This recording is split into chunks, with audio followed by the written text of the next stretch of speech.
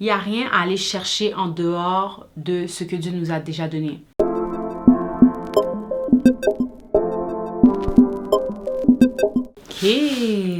Ok, donc jour 2. Alors aujourd'hui, je vais aller dans Ecclésiaste 2. Je vais aller straight up dans le texte. J'ai déjà mes lunettes on, donc je suis prête à commencer. Ok. Ouais, il faudrait que je trouve le texte aussi. Le voici. Alors, j'espère que tu as passé une bonne semaine, que tu as passé une bonne journée et j'espère que tu es prête à entendre, ou plutôt, tu es prête à dive in la parole. Alors, je vais aller. Donc, c'est une série de littéralement 12 épisodes que je fais sur le livre d'Ecclésiaste. Tout a commencé parce qu'un matin, je me suis réveillée, j'ai ouvert ma Bible, random, clash. Je suis tombée sur Ecclésiaste. C'était pas mon intention de lire Ecclésiaste, mais cette journée-là, je suis tombée sur Ecclésiaste et donc, je me suis mis à lire. Et j'ai déjà lu le livre, mais quand j'ai lu les 6 premiers chapitres, c'est comme j'ai commencé à lire le premier chapitre, le deuxième, le troisième. Et là, j'étais comme, oh my God, ce passage-là me parle tellement en ce moment. C'est comme en ce moment, je sais pas, c'est comme si c'était la première fois littéralement que je lisais le passage parce que j'en ai tiré tellement sur cette lecture de comme, je sais pas combien de temps ça a pris, mais je dis 30 minutes comme ça juste pour dire un chiffre, mais ça m'a impacté. Et là, ça m'a donné l'idée de, oh my God, j'aimerais vraiment que ce soit la nouvelle série biblique que je fais sur le livre d'Ecclésiaste parce que je pense que surtout dans le timing en ce moment où est-ce qu'on vit avec l'incertitude, beaucoup d'inquiétudes, doutes, crises, en tout cas. Alors, je pense que c'est comme le livre, littéralement à lire. La Bible est le livre à lire, mais ce chapitre-là en particulier. Ok, alors je vais aller directement, je vais lire le chapitre 2. Puis ce que je vais faire, c'est que tout simplement, je vais m'arrêter sur les points qui me parlent, puis... Excuse-moi, juste extrapoler là-dessus. Ok, donc je vais aller. Alors, chapitre 2. Alors, j'ai dit à mon cœur, allons, je t'éprouverai par la joie, et tu goûteras le bonheur. Et voici, c'est encore là une vanité. J'ai dit du rire, insensé, et de la joie, à quoi sert-elle? Je résolus en mon cœur de livrer ma chair au vin, tandis que mon cœur me conduirait avec sagesse, et de m'attacher à la folie jusqu'à ce que je visse ce qu'il est bon pour les fils de l'homme, de faire sur les cieux pendant le nombre des jours de leur vie. J'exécutai de grands ouvrages, je me bâtis des maisons, je me plantai des vignes, je me fis des jardins et des vergers, et j'y plantai des arbres à fruits de toute espèce. Je me créai des étangs pour arroser la forêt, où croissaient les arbres. J'ai acheté des serviteurs et des servantes, et j'eus leur enfant né dans la maison. Quoi de plus beau que de célébrer des naissances? Enfin, je possédais des troupeaux de bœufs et de brebis, plus que tout ce qui était avant moi dans Jérusalem. Donc, l'Ecclésiaste nous fait comprendre que littéralement, c'était vraiment l'une des personnes qui était le plus riche qui ait existé depuis son temps. Il y avait tout littéralement. À un point, il achète des servantes, il a fait des projets grandioses. OK? Je m'amassai de l'argent et de l'or et les richesses des rois et des provinces. Alors, il a même ramassé l'argent et l'or des richesses des rois et de leurs provinces. Je me procurai des chanteurs et des chanteuses et les délices des fils de l'homme, des femmes en grand nombre. Alors, comme on voit aujourd'hui, et c'était comme ça exactement comme avant, alors les femmes, c'était... faisaient partie justement des rêves des hommes. Ok, je continue.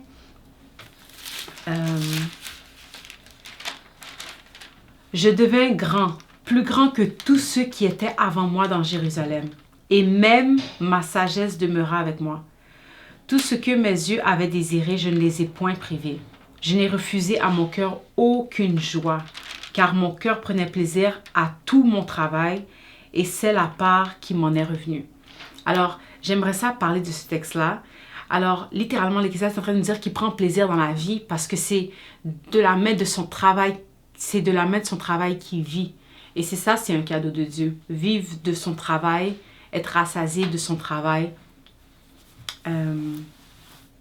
travailler de ses mains. Et je continue. Et le fait aussi qu'il s'est privé de aucun bien. Alors, littéralement, tout ce qu'il pouvait avoir, il l'avait. Il ne s'est pas privé. Il ne s'est pas dit, oh non, je devrais peut-être pas trop m'amuser. Oh non, je devrais pas trop me faire plaisir. Non. Il a vécu sa vie. Il a travaillé pour et il a vécu sa vie. Ok. Et c'est sa part qui lui revient. Puis j'ai considéré tous les ouvrages que mes mains avaient faits et la peine que j'avais prise à les exécuter. Et voici, tout est vanité et poursuite du vent. Il n'y a là aucun avantage à tirer de ce qu'on fait sous le soleil.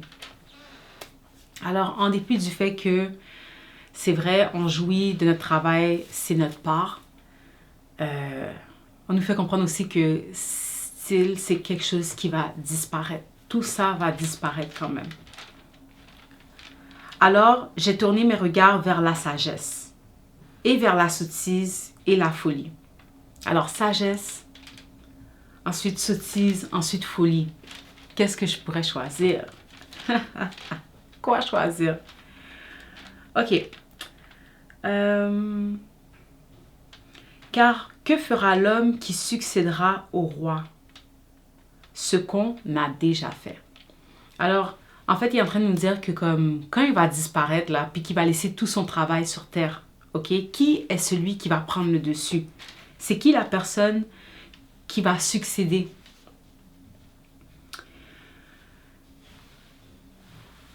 Et il fait comprendre que ce qu'on a déjà fait. Et j'ai vu que la sagesse a de l'avantage sur la folie, comme la lumière a de l'avantage sur les ténèbres. Le sage a ses yeux à la tête et l'insensé marche dans les ténèbres. Mais j'ai reconnu aussi qu'ils ont l'un et l'autre un même sort. J'ai dit en mon cœur, j'aurai le même sort que l'insensé. Alors pourquoi donc ai-je été plus sage? Qui s'est déjà posé cette question? T'es sage, tu vois, par contre, le méchant réussir, puis t'es comme, mais pourquoi être sage?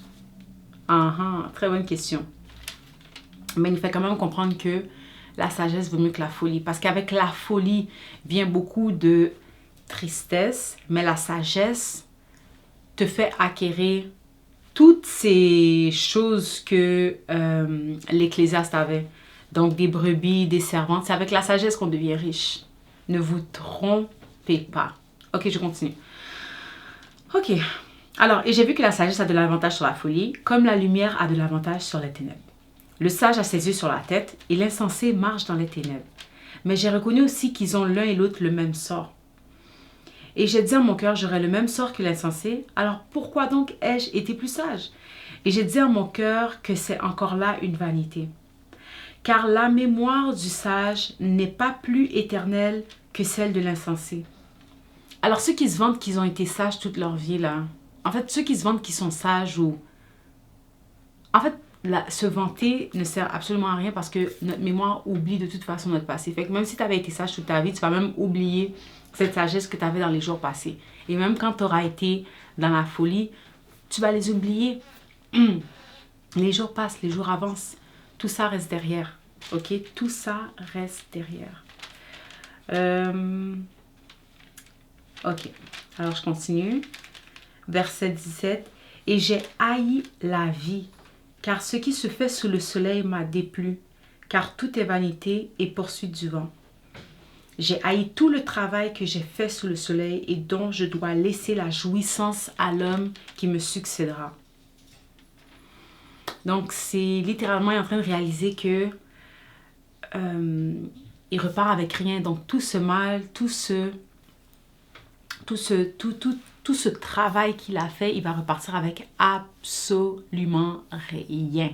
OK? Que tu sois un insensé, que tu sois intelligent, que tu sois un riche, que tu sois un pauvre, on a tous le même sort. On repart aussi avec rien de tout ça. Et celui qui va nous succéder peut être un insensé, peut être quelqu'un dans la totale folie ou pourrait être un sage. Mais ça, c'est pas dans notre pouvoir. Alors voilà encore pourquoi l'Ecclésiaste nous fait comprendre que tout est vanité. Ok? Et qui sait s'il sera sage ou insensé? Ok, ouais, c'est ça. Cependant, il sera maître de tout mon travail, de tout le fruit de ma sagesse sous le soleil.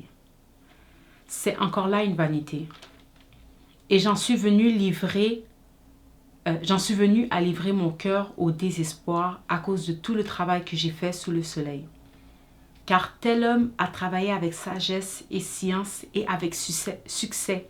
Et il laisse le produit de son travail à un homme qui ne s'en est point occupé.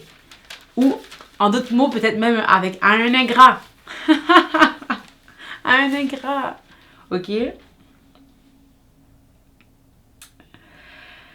Ok. Car tel homme a travaillé avec sagesse et science et avec succès, il laisse le produit de son travail à un homme qui ne s'en est point occupé. C'est encore là une vanité et un grand mal. Que revient-il en effet à l'homme de tout son travail et de la préoccupation de son cœur, objet de ses fatigues sous le soleil? Alors, toutes ces préoccupations qu'on a, que ce soit au travail, dans notre cœur, les problèmes d'enfants ou je ne sais pas trop quoi, toutes ces préoccupations. La question c'est, ok, pourquoi se donner toute cette fatigue? Pourquoi est-ce que c'est l'objet de nos fatigues? Ok? Parce que, bon, tout est vanité de toute façon. Alors, tous ces jours ne sont que douleur et son partage n'est que chagrin. Même la nuit, son cœur ne repose pas. C'est encore là une vanité. Alors, pour celui qui se préoccupe de toutes ces choses-là, même quand il va se reposer, il n'est même pas dans la paix. Ça, c'est terrible. Tu réalises, tu vas dormir et même là, tu n'es pas dans la paix. Ça, c'est terrible. C'est terrible. Ok, alors c'est bon de savoir que tout est vanité. Tout va disparaître. Ok. Alors, il n'y a de bonheur pour l'homme qu'à manger et à boire et à jouir son âme du bien-être au milieu de son travail. Mais j'ai vu que cela aussi vient de la main de Dieu. Donc en réalité, là, il n'y a vraiment rien à jouir sous le soleil. En fait, là, c'est pas... Non, laisse-moi redire ça. Il n'y a rien à aller chercher en dehors de ce que Dieu nous a déjà donné. Ton travail, le fruit de ton travail et cette joie, cette paix que Dieu installe dans ton cœur, pouvoir manger en paix, pouvoir dormir en paix, pouvoir aussi arrêter de te préoccuper. Mais qu'est-ce qui va se passer quand je vais mourir? Qui va prendre telle affaire? Parce que regarde, ça pourrait être un insensé, ça pourrait être un sage, ça pourrait être quelqu'un dans la folie. Tout ça ne te regarde pas. Tu ne seras pas sur terre. On vient les mains vides, on repart les mains vides. Ok? Comme l'homme a été fait de poussière. Alors, je continue. Alors, c'est ça. Il n'y a de bonheur pour l'homme qu'à manger et à boire et à faire jouir son âme du bien-être au milieu de son travail. Mais j'ai vu que cela aussi vient de la main de Dieu. Qui, en effet, peut manger et jouir si ce n'est moi? Car il donne à l'homme qui lui est agréable la sagesse, la science et la joie. Donc, en dépit que la sagesse peut causer un peu de déception, ça amène aussi de la joie. Parce que la sagesse te rapproche de Dieu aussi, puis te fait comprendre que c'est vraiment Dieu le vrai bonheur. C'est sa promesse qui vraiment amène la joie. C'est pas ton travail. Quoique oui, tu jouis, mais après, quand tu disparais, écoute, tu ne disparais pas avec ces choses. Et quand la terre ne sera plus, ces choses ne seront plus aussi. Alors, c'est ça. Je vais finaliser. Alors, car il donne à l'homme qui lui est agréable la sagesse, la science et la joie. Mais il donne aux pécheurs le soin de recueillir et d'amasser, afin de donner à celui qui lui est agréable à Dieu. C'est encore là une vanité à la poursuite du vent. Donc, basically, pour finaliser ce chapitre, ici, on nous dit que, dans le fond, le Seigneur est en train de nous dire que c'est l'Éternel qui donne, ok? Comme tout lui appartient, c'est lui le seul créateur, mais c'est littéralement l'Éternel qui donne. Et le méchant, le pécheur, là, qui reste là à amasser et qui amasse sans cesse dans le fond, eh bien, regarde, Dieu peut même prendre ce qu'il a et le donner à la personne qui lui est agréable, parce qu'à la fin de la journée, tout appartient à Dieu. Alors, c'est ça. C'est vraiment Dieu qui est maître de toutes choses. C'est à lui que tout appartient. Et c'est pas nécessairement dans ce verset-là, mais tout va disparaître, mais l'amour de Dieu et sa parole, c'est la seule chose qui va jamais disparaître. Mais tout doit passer. C'est-à-dire disparaître. Donc, c'est ça. C'était ça pour aujourd'hui. C'est pas mal court. J'ai pas mal plus fait la lecture. Mais je pense que pour de vrai, là, ce passage-là parle pour lui-même. Je pense pas que j'ai grand-chose à expliquer. C'est vraiment clair. Alors, j'espère que ce mot-là libère quelqu'un, que ça libère ton cœur. J'espère aussi que tu vas comprendre que la joie se trouve seulement avec Dieu et c'est un cadeau de Dieu de pouvoir être joyeux et de pouvoir aussi jouir de notre travail. Parce que le méchant, Dieu donne à celui qui lui est agréable. Et le méchant, dans le fond, là, vient un temps, Dieu retire de ses mains pour donner à celui qui est agréable à Dieu. Alors, en fait, protéger ses biens, protéger nos rêves, protéger toutes ces choses qui vont passer, c'est du tracas pour rien. C'est du tracas, c'est du stress. Alors pourquoi pas juste tout laisser entre les mains de Dieu? Oh, so good to be loved by you. It feels so good